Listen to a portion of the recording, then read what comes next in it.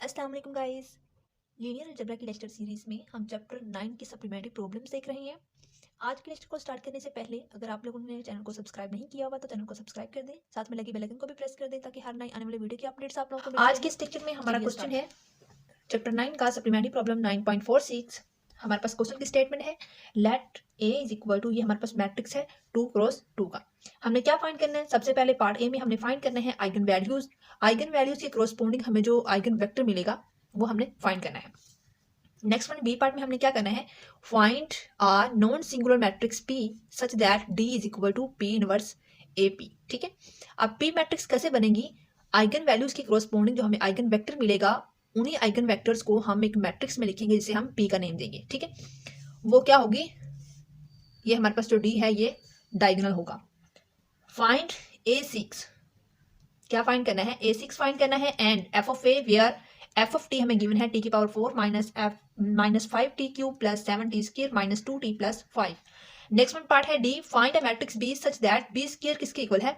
Matrix A के। क्या हमें मैट्रिक्स ए गिवन है, हमने क्या फाइंड करनी है? मैट्रिक्स बी का स्क्वायर फाइंड करना है मैट्रिक्स ए को यूज करते हुए। चलिए स्टार्ट करते हैं इसका ए पार्ट को सोल्व करेंगे तो हमारे पास क्या है? सबसे पहले हमें क्या करना पड़ेगा? आइगन वैल्यूज कैसे फाइंड करते हैं? आइगन वैल्यूज फाइंड करने के लिए हमें पहले इसकी कैरेक्टरिस्टिक पोलिनोमियल फाइंड करना पड़ेगी। कैरेक्टरिस्टिक पोलिनोमियल को हम डेल्टा टी से नोट करते हैं और कैरेक्टरिस्टिक पोलिनोमियल हमने किस मैट्रिक्स की फाइंड करनी है? ऑफ ए मैट्रिक्स की फाइंड करनी है। ठीक है, अब क्या करेंगे? कैरेक्टरिस्टिक पोलिनोमियल जो हमारे पास होती है 2 क्रॉस 2 मैट्रिक्स की, वो हमारे पास होती है delta T is equal to T square minus trace of this matrix A into T plus determinant of this matrix. ठीक है, अब हमने क्या किया? यहाँ पे हमने लिखा T square minus trace of A. Trace of A कैसे फाइंड करेंगे? इसी मैट्रिक्स के डायगोनल को ऐड कर दे। अब ट्रेस ए इस मैट्रिक्स का क्या आएगा? 2 प्लस 3 क्या आएगा? 5। तो ट्रेस हमारे पास मैट्रिक्स ए का क्या आ गया? 5। तो मैंने क्या लिखा? माइनस 5t प्लस, अब डिटर्मिनेंट कैसे फाइंड करेंगे? 2 को 3 से मल्टीप्लाई करें, 2 3 6 माइनस 2 को मल्टीप्लाई करेंगे माइनस 1 से तो ये हमारे पास प्लस का 2 आ जाएगा। तो ये हमारे पास क्या है? 6 माइनस 2, तो हमारे पास क्या आ जाएगा? 4। हमारे पास इक्वेशन क्या बन गई? T square minus 5t plus 4। अब इसको फैक्टराइज करेंगे, फैक्टराइज करने का मेथड आप लोगों को आता ही है। इसको कैसे फैक्टराइज करेंगे? T square minus 4t minus T plus 4। तो यहां से हम इसकी फैक्टराइजेशन फाइंड कर लेंगे, roots T minus 4 and T minus 1। ठीक है, अब टी माइनस 4 और टी माइनस 1 को अलग अलग हम जीरो के इक्वल रखेंगे तो यहाँ से हमारे पास क्या आ जाएंगे? इसके रूट्स आ जाएंगे। द रूट्स लैम्डा, हमने टी को से जो है वो रिप्लेस कर दिया लैम्डा से, क्योंकि हम इस बुक में मोस्टली आइगन वैल्यूज को लैम्डा से डिनोट करते हैं, तो इसीलिए मैंने यहाँ पे लिख दिया lambda is equal to 4 and lambda is equal to 1। ये हमारे पास क्या आ गई? ये आइगन वैल्यूज आ गई किसकी? इस मैट्रिक्स ए की। अब हमने क्या करना है? Now we find corresponding eigen vectors. इन्हीं आइगन वैल्यूज के कॉरस्पॉन्डिंग हम अब आइगन वेक्टर फाइंड करेंगे। तो सबसे पहले मैं क्या कर रही हूँ? यहाँ से एक आइगन वैल्यू ले रही हूँ। मैंने आइगन वैल्यू क्या ले ली? 1 ले ली। ठीक है, आइगन वैल्यू जब हम लेते हैं तो उनके कॉरस्पॉन्डिंग हम आइगन वेक्टर फाइंड करते हैं। आइगन वेक्टर फाइंड करने के लिए हमारे पास फार्मूला होता है m minus lambda identity matrix. ठीक है, आइडेंटिटी मैट्रिक्स हमें पता है 2 क्रॉस 2 मैट्रिक्स में आइडेंटिटी मैट्रिक्स क्या होगी? 1 0 0 1। अब यहाँ पे मैट्रिक्स जो है वो m मैट्रिक्स क्या है? मैट्रिक्स ए है, तो हम मैट्रिक्स ए लिखेंगे 2 माइनस 1 माइनस 2 3 माइनस लैम्डा की जगह पे हम क्या लिखेंगे? 1। जब इस मैट्रिक्स आइडेंटिटी मैट्रिक्स को 1 से मल्टीप्लाई करेंगे तो ये आइडेंटिटी मैट्रिक्स ही आएगी। अब हमें पता है दो मैट्रिक्स की सब्ट्रैक्शन कैसे करते हैं। फर्स्ट एलिमेंट से सेकंड मैट्रिक्स का फर्स्ट एलिमेंट को माइनस करना है, तो 2 माइनस 1 क्या आ जाएगा? 1। और ये माइनस 1 में से 0 माइनस करेंगे तो ये माइनस 1 ही आएगा। माइनस 2 में से जब 0 करेंगे तो ये भी माइनस 2 ही आएगा। और 3 में से माइनस 1 करेंगे तो ये क्या आ जाएगा? 2 आ जाएगा। उसके बाद जो ये मैट्रिक्स आती है इसको हमने किस में लिखना है? ये एक्स और वाई वेरिएबल की फॉर्म में लिखना होता है। ठीक है, तो ये हमारे पास क्या आ जाएगा? X minus Y is equal to 0 and minus 2x plus 2y is equal to 0। अगर मैं यहाँ से माइनस 2 कॉमन ले लूं, माइनस 2 कॉमन लूंगी तो ये x minus Y is equal to 0 आ जाएगा और ये दोनों हमारे पास इक्वेशन क्या हो जाएंगी? सेम हो जाएंगी। ठीक है, जब ये दोनों इक्वेशन हमारे पास सेम हो जाएंगी तो यहाँ से हम एक इक्वेशन ले लेंगे x माइनस वाई। अब हमें पता है यहाँ पे x हमारे पास क्या है? ये लीडिंग टर्म है जिसे हम पिवट पॉइंट भी कहते हैं, इसको हम लीडिंग टर्म कहेंगे। और y हमारे पास क्या है? y हमारे पास है फ्री वेरिएबल। हमारे पास जितने भी फ्री वेरिएबल होंगे उतने हम वेक्टर्स बना सकते हैं। ठीक है, अब इस इक्वेशन में हमारे पास एक ही फ्री वेरिएबल है तो इस आइगन वैल्यू के कॉरस्पॉन्डिंग हमें एक ही वेक्टर मिलेगा। ठीक है, अब देखिए यहां पे देखिए इक्वेशन क्या है हमारे पास? x minus Y is equal to 0। ठीक है, अब y की वैल्यू हमने क्या लेनी है? अगर मैं y की वैल्यू 0 लेती हूं तो x की वैल्यू भी क्या आ जाएगी, 0 आ जाएगी। तो ये ट्रिवियल सोल्यूशन बन जाएगा। और ट्रिवियल सोल्यूशन जो है वो हर यहाँ पे हमारे पास जो भी डिपेंडेंट लीनियर इक्वेशन होती है उसका हमारे पास क्या है, ट्रिवियल सोल्यूशन एग्जिस्ट करता है। ठीक है, अब ट्रिवियल सोल्यूशन 0 के अलावा हमारे पास अगर हम कोई यहाँ पे y की वैल्यू खुद सेलेक्ट करते हैं, जैसा कि मैंने यहाँ पे y की वैल्यू 1 ली है, तो x की वैल्यू क्या आ जाएगी, वो भी 1 आ जाएगी। अब जरूरी नहीं है कि आप लोग भी 1 लें, आप लोग -1 ले सकते हैं, 2 ले सकते हैं, 3 ले सकते हैं, जो भी लेंगे उसके कोरस्पॉन्डिंग हमें x की वैल्यू भी मिल जाएगी।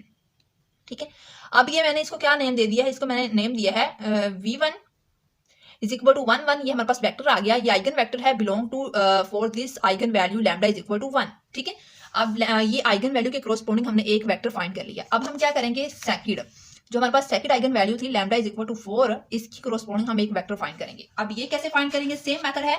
आइगन वेक्टर फाइंड करने का फार्मूला हमारे पास गिवन है, m मैट्रिक्स माइनस 4 ये eigen value lambda into identity matrix. ठीक है, तो लैम्डा की जगह मैंने 4 पुट कर दिया, तो ये मैट्रिक्स m क्या है, हमारे पास a मैट्रिक्स है। a मैट्रिक्स क्या थे, 2 -1 -2 3 -4 इंटू आइडेंटिटी मैट्रिक्स। अब इस 4 को 1 से मल्टीप्लाई कर दें तो ये प्लस का 4 हो जाएगा, और ये 0 ये भी 4। तो फिर 2 में से -4 करेंगे तो ये क्या आ जाएगा, -2 -1 -0 तो -1 आ जाएगा, -2 -0 माइनस का 2 ही आ जाएगा, 3 -4 तो ये -1 आ जाएगा। ठीक है, अब यहाँ से हमने इक्वेशन लिखते हैं, तो -2x - y is equal to 0, तो -2x - y is equal to 0। अगर मैं इन दोनों में से माइनस कॉमन ले लूँ तो हमारे पास क्या इक्वेशन बन जाएगी, 2x + y। अब सेम इसी में भी हमारे पास ये फर्स्ट वन टर्म क्या है, ये लीडिंग टर्म है, और ये y जो है वो क्या है, फ्री वेरिएबल है। अगर एक फ्री वेरिएबल है तो हमें एक ही वेक्टर मिलेगा। ठीक है, अब मैंने यहाँ पे क्या किया है, y की वैल्यू 2 ले ली है। जब मैं y की वैल्यू 2 लूंगी तो इसको इस तरफ लेके जाऊंगी और x की वैल्यू इसके साथ डिवाइड हो जाएगी, तो x की वैल्यू क्या आ जाएगी, -1। अब आप लोग कहेंगे कि यहाँ पे मैंने y की वैल्यू 1 क्यों नहीं ली, तो आप लोग 1 भी ले सकते हैं, आप लोगों की अपनी मर्जी है, यहाँ से y की वैल्यू कुछ भी ले सकते हैं। ठीक है, तो हमारे पास जो सेकंड वेक्टर आ गया v2 किसके इक्वल है, -1, 2 के, ये आइगन वेक्टर है। ये किससे बिलोंग करता है, belong to the eigen value lambda is equal to 4। ठीक है, लैम्डा इज इक्वल टू 4 के कोरस्पॉन्डिंग हमें एक आइगन वेक्टर मिल गया है, -1, 2। अब पार्ट बी क्या था, पार्ट बी हम दोबारा से देख लेते हैं। Find a non singular matrix P such that D is equal to P inverse A P is diagonal. अब हमने एक मैट्रिक्स P बनानी है जिसको हमने फिर इस फॉर्म में लिखना है। ठीक है, इस फॉर्म में लिखने के बाद यहाँ से डायगोनल D फाइंड करना है। तो मैट्रिक्स P क्या बनेगी, इन्हीं वेक्टर्स को, ये जो हमारे पास एक v1 और v2 वेक्टर आए हैं, इन्हीं वेक्टर को अगर हम लिख दें, let P be the matrix whose columns are v1 and v2 vectors, then अब ये देखें P इज इक्वल टू 1, हमारे पास एक वेक्टर क्या आया था, 1 1, इसको कॉलम वाइज लिखना है तो ये क्या आ जाएगा, 1 1। सेकंड वेक्टर क्या है, -1, 2, तो ये -1 और 2, ये हमारे पास P आ गया। अब इसी का हमने क्या करना है, P इनवर्स फाइंड करना है। P इनवर्स कैसे फाइंड करेंगे, हम डायरेक्ट कैलकुलेटर से इसका P इनवर्स फाइंड कर लेते हैं। ठीक है, यहाँ पे मैं इसको क्लिक करूंगी, बल्कि थोड़ा सा ऊपर कर लेती हूँ ताकि नजर भी आए। यहाँ पे अब हमने क्या करना है, देखें 6 नंबर पे हमें क्या नजर आ रहा है, मैट्रिक्स नजर आ रहा है, तो मैं 6 को प्रेस कर दूंगी। उसके बाद मैट्रिक्स में 1 चूज कर रही हूँ तो मैं 1 को प्रेस कर दूंगी। अब मैट्रिक्स हमारे पास कौन सी है, 2/2 की, तो 2/2 किस नंबर पे है, 5 पे, 5 को प्रेस कर दूंगी। अब यहाँ मैट्रिक्स लिखती हूँ तो 1 इज इक्वल टू, सेकेंड इसकी एंट्री क्या है, -1 इक्वल टू 1 इक्वल टू 2। ये हमारे पास क्या है, ये सारी मैट्रिक्स लिखी गई है। अब हमने क्या करना है, इसको ऑफ पे क्लिक करना है। उसके बाद शिफ्ट 4 प्रेस करना है, तो 3 पे प्रेस करेंगे क्योंकि हमने मैट्रिक्स ए ली थी, तो 3 प्रेस कर देंगे। अब हमारे पास मैट्रिक्स ए आ गया है, इसका हमने क्या फाइंड करना है, इनवर्स फाइंड करना है। तो x की पावर -1 लिखा हुआ है, ये प्रेस कर दें तो ये मैट्रिक्स ए का इनवर्स आ जाएगा। ठीक है, ये देखिए फर्स्ट वन वैल्यू क्या है, 0.07, 0.33, -0.3 और 0.3, तो यही मैंने वैल्यूज यहाँ पे लिख दी हैं। ठीक है, अब हमने क्या करना है, D इज इक्वल टू, यहाँ पे P इनवर्स की वैल्यू लिख दी, यहाँ मैट्रिक्स A की वैल्यू लिख दी, और यहाँ पे P मैट्रिक्स की वैल्यू लिख दी। इनको सोल्व करेंगे तो हमारे पास इसका आंसर क्या आ जाएगा, 1004।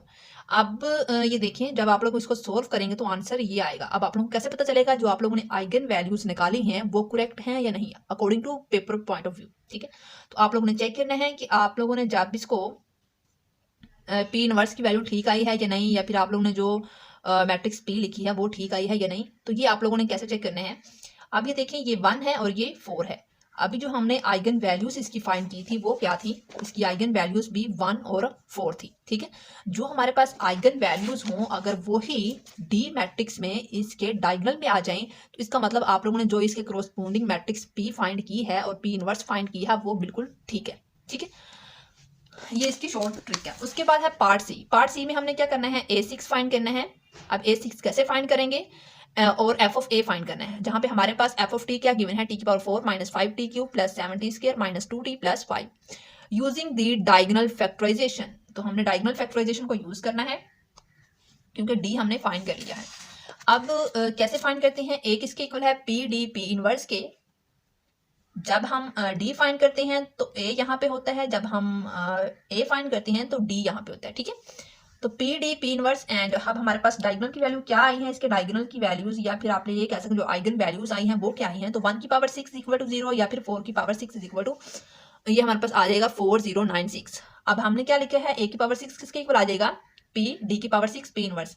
हमने इसका फार्मूला भी पढ़ा है, एक थ्योरम भी पढ़ा है। अगर हमारे पास ये वाली फॉर्म है तो हम अगर ए की पावर कुछ भी लेते हैं तो वो हमेशा डी की पावर में आएगी, पी और पी इनवर्स एज इट आएंगे, ठीक है।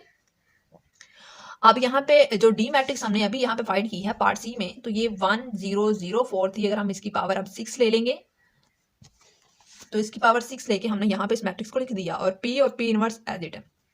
अब आप लोगों ने कंफ्यूज नहीं होना यहाँ पे कि पी इनवर्स इस तरफ है, इसको इस तरफ होना चाहिए था, तो आप लोग इस तरफ भी लगा सकते हैं और इसको इस तरफ भी लगा सकते हैं, ठीक है। अब इसको भी हमने क्या करना है, सोल्व करना है। तो इसको कैसे सोल्व करेंगे, तीन मैट्रिक्स को यहाँ पे तीनों मैट्रिक्स को भी सोल्व कर लेते हैं। सबसे पहले प्रेस करना है 6 को प्रेस करना है, मैट्रिक्स 1 है इसको प्रेस करना है। कौन सी मैट्रिक्स है, 2/2 की मैट्रिक्स है, तो 5 को प्रेस करेंगे। यहाँ पे मैट्रिक्स लिखेंगे, मैट्रिक्स क्या है 1 -1 1 2, ये ऑलरेडी लिखी खड़ी है 1 -1 1 2, ठीक है। अगर लिखी है तो ठीक है। फिर हमने क्या करना है, अगेन शिफ्ट 4 प्रेस करना है। तो यहाँ पे नंबर 2 पे क्या आ रहा है, डाटा, तो 2 प्रेस कर दें। उसके बाद हमने सेकंड मैट्रिक्स लेनी है तो 2 प्रेस कर दें। अब दोबारा से इसकी वैल्यू लिखेंगे तो ये क्या है 1 0 0 4 0 9 6, ये भी मैट्रिक्स लिखी हुई है, ठीक है, सेकंड मैट्रिक्स। अब अगेन हम क्या करेंगे, शिफ्ट 4 प्रेस करेंगे, अगेन 2 प्रेस करेंगे। अब हमने मैट्रिक्स सी लेनी है तो 3 प्रेस कर दें। अब यहाँ पे देखें इसकी वैल्यू भी लिखी हुई है 2/3 1/3 -1/3 एंड 1/3, ये वैल्यूज भी लिखी हुई है। अब हमने अगेन क्या करना है, यहाँ पे ऑफ पे क्लिक करना है। ऑफ पे क्लिक करने के बाद हमने क्या करना है, शिफ्ट 4, तो मैट्रिक्स ए लेनी है 3, उसको मल्टीप्लाई करना है शिफ्ट 4 मैट्रिक्स बी के साथ, तो 4 प्रेस कर दें। अगेन मल्टीप्लाई करना है शिफ्ट 4 मैट्रिक्स सी के साथ, तो 5 को प्रेस कर देंगे। अब इन तीनों को मैट्रिक्स की मल्टीप्लीकेशन से जो हमारे पास आंसर आएगा वो यहाँ पे शो हो जाएगा 1366 1366। सेकंड वैल्यू क्या है, -1365 -1365। नेक्स्ट वन क्या है, -27 30। तो कोई वैल्यू नजर ना आए तो उसको यहाँ पे हम इसको ना आगे पीछे भी कर सकते हैं, -27 30। और नेक्स्ट वन क्या है 27 31। तो ये हमारे पास A6 की वैल्यू आ गई। अब अगर हमने किसी भी 3 मैट्रिक्स को मल्टीप्लाई करना हो तो आप लोग कैलकुलेटर से फास्ट इस तरह फाइंड कर सकते हैं, ठीक है। अब हमने A6 तो फाइंड कर लिया। अब पार्ट सी में हमने क्या क्या फाइंड करना था, A6 फाइंड करना था and F of A find करना था। अब एफ ऑफ ए कैसे फाइंड करेंगे, इसके लिए हमारे पास जो इक्वेशन थी टी की फॉर्म में थी, इसको हम रिप्लेस कर देंगे। इसी इक्वेशन को टी की जगह पे हम क्या लिख देंगे, ए लिख देंगे। अब जब मैंने ए लिखा तो एफ ऑफ ए किसके इक्वल आ जाएगा, ए की पावर 4 -5 ए की पावर 3 + 7 ए स्क्वायर -2 ए + 5। अब जब मैं ए की जगह पे 1 पुट करूंगी इस इक्वेशन में तो आंसर क्या आएगा 6। जब मैं 4 पुट करूंगी तो आंसर क्या आएगा 45। अब हम जब फाइंड करते हैं एफ ऑफ ए तो उसके लिए फार्मूला क्या होता है, P F of D P inverse. जैसा कि यहाँ पे हमने क्या किया था, ए फाइंड किया था तो पी डी पी इनवर्स है। अब हम एफ ऑफ ए फाइंड कर रहे हैं तो यहाँ पे एफ ऑफ ए आएगा और यहाँ पे एफ ऑफ डी आएगा, P P inverse as it आएंगे, ठीक है। अब हमने पी की वैल्यू भी हमें पता है, एफ ऑफ डी फंक्शन में डी की वैल्यू हमारे पास क्या थी 1 और 4, डायगोनल की वैल्यू 1 और 4। ये पुट करने के बाद हमारे पास क्या आई हैं 6 और 45। तो 1 की जगह पे हम 6 लिख लेंगे और 4 की जगह पे हम क्या लिख देंगे 45 और पी इनवर्स की वैल्यू एज इट। तो इसको भी हमने मल्टीप्लाई करना है सेम लाइक दैट, जैसे हमने इनको मैट्रिक्स को आपस में मल्टीप्लाई किया। तो इसकी हमारे पास एफ ऑफ ए किसके इक्वल आ गया 19 -13 -26 और 32। अब हम क्या करेंगे, इसी का पार्ट डी फाइंड करेंगे। पार्ट डी में वो क्या कह रहा था, find a matrix B such that B square is equal to A. Here हमने जो डी मैट्रिक्स फाइंड की थी वो क्या थी 1 0 0 4। जब हम इसका स्क्वायर रूट लेंगे डी का, क्यों, क्योंकि ये बी स्क्वायर है, तो स्क्वायर को खत्म करने के लिए हमें क्या लेना पड़ेगा, इसका स्क्वायर रूट लेना पड़ेगा। बी स्क्वायर किसके इक्वल आ जाएगा, square root of A matrix के, ठीक है। तो हमारे पास यहाँ पे बी मैट्रिक्स फाइंड करने के लिए हम यहाँ पे क्या लिख सकते हैं, यहाँ पे एक्चुअली हम ये लिख सकते हैं बी इज इक्वल टू ए का स्क्वायर रूट, और हमें पता है ए का स्क्वायर रूट किसके इक्वल है, ए का स्क्वायर रूट किसके इक्वल आएगा, P square root D P inverse, ठीक है। क्योंकि हमें पता है जो हमारे पास यहाँ पे ए की पावर 1/2 है तो डी की पावर भी 1/2 आएगी, और ए किसके इक्वल होता था, पी डी पी इनवर्स के, अभी हमने यहाँ पे देखा भी था ए किसके इक्वल है, पी डी पी इनवर्स के, ठीक है। तो यहाँ पे बी किसके इक्वल आ जाएगा, P square root D P inverse के, और स्क्वायर रूट डी हमने क्या फाइंड किया है, +-1 0 +-2। अब हम यहाँ पे कौन से रूट लेते हैं, पॉजिटिव रूट्स लेते हैं, hence the positive square root of A is, तो हमारे पास इसकी पॉजिटिव वैल्यू आ जाएंगी यहाँ पे डी के जहाँ पे पी और पी इनवर्स की वैल्यू एज इट रहेगी 1 0 0 2। अब जब हम इनको आपस में मल्टीप्लाई करेंगे, कैलकुलेटर से ही कर लेना आप लोग, वैसे तो बहुत ही लेंथी प्रोसेस हो जाता है। तो हमारे पास जो बी की वैल्यू आ जाएगी 4/3 -1/3 -2/3 5/3। ओके गाइस, अगर वीडियो पसंद है तो वीडियो को लाइक कर दें, अपने फ्रेंड के साथ भी शेयर करें। मिलते हैं नेक्स्ट वीडियो में, तब तक के लिए अल्लाह हाफिज़।